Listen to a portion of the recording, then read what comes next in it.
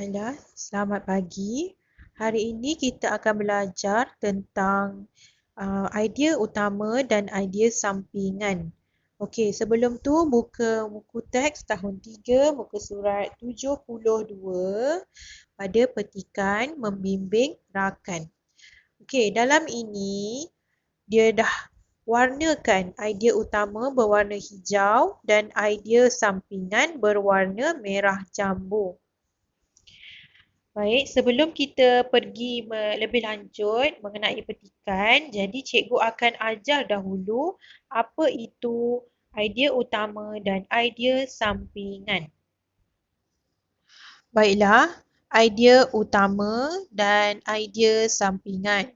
Okey, kita tengok dulu apa itu idea utama. Idea utama ni maksudnya maklumat penting dan utama dalam petikan. Okey, maklumat penting lah, maklumat yang pertama dekat dalam petikan tu. Dia ditulis sebagai ayat pertama dalam petikan. Itu maksudnya maklumat utama. Dia ditulis sebagai ayat pertama dalam petikan. Satu perenggan hanya ada satu idea utama. Okey, kita tengok contoh petikan. Idea utama dalam petikan tadi. Okey, kita tengok dekat sini.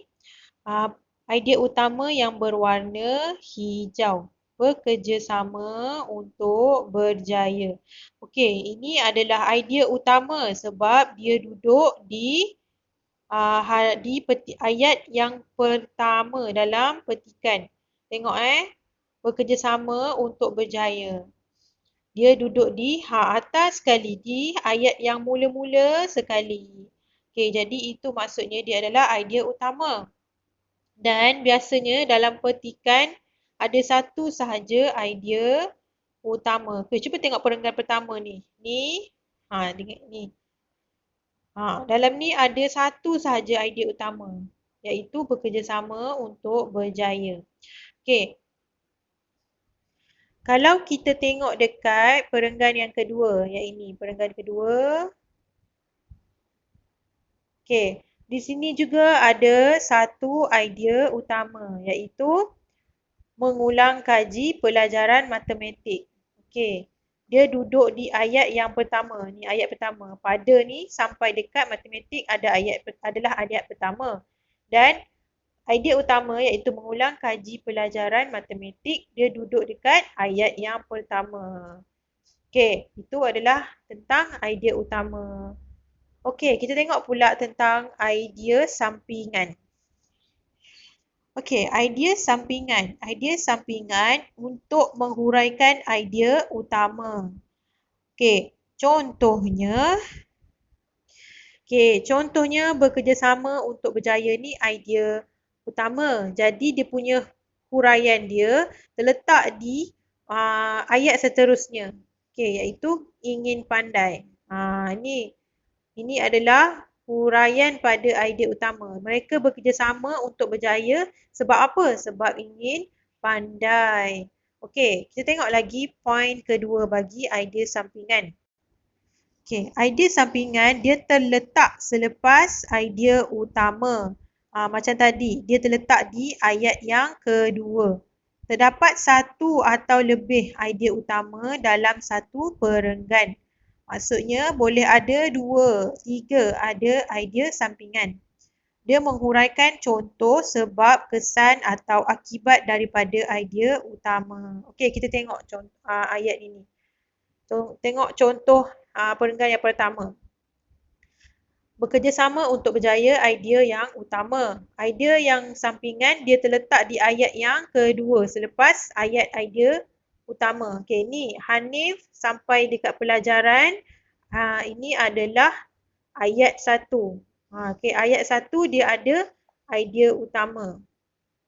Okey, seterusnya selepas pelajaran, lepas titik ni, okey, ini kita panggil dia ayat yang kedua. Okey, ayat kedua. Okey, ayat kedua dia ada idea sampingan. Okey, mana idea sampingan dia? Okey, inilah idea sampingan dia. Ingin pandai. Itu ada idea sampingan dia. Dia menghuraikan sebab mengapa mereka bekerjasama untuk berjaya. Sebabnya mereka ingin pandai. Okey, kalau kita tengok pula yang perenggan kedua. Okey, ni perenggan kedua kan? Ni perenggan kedua. Okey, ayat yang pertama. Pada setiap petang Selasa, Minjun dan kawan-kawannya mengulang kaji pelajaran matematik. Okey, ni ayat yang pertama. Okey, ayat pertama. Ada idea utama. Okey, idea utama dia apa? Idea utama dia mengulang kaji pelajaran matematik. Okey, tengok pula dekat sini ayat kedua. Ayat kedua ni dia ada idea sampingan. Okey, idea sampingan dia apa? Kawan-kawan Minjun suka mengulang kaji di rumah Minjun kerana dia otak cair. Nampak? Dia punya idea sampingan ada dekat ayat kedua. Okey, jadi begitu juga dengan perenggan ketiga. Ni perenggan ketiga dan perenggan keempat. Okey, perenggan ketiga dan perenggan keempat. Kalau nak cari idea utama, dia ada dekat ayat yang pertama. Kalau nak cari idea sampingan, dia ada dekat ayat yang kedua. Okey, sama juga ayat ini. Idea utama ada dekat ayat pertama.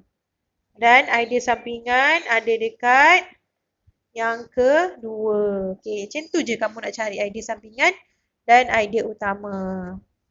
Okey, jadi itu sahaja tentang idea utama dan idea sampingan. Jadi ini adalah tugasan kamu.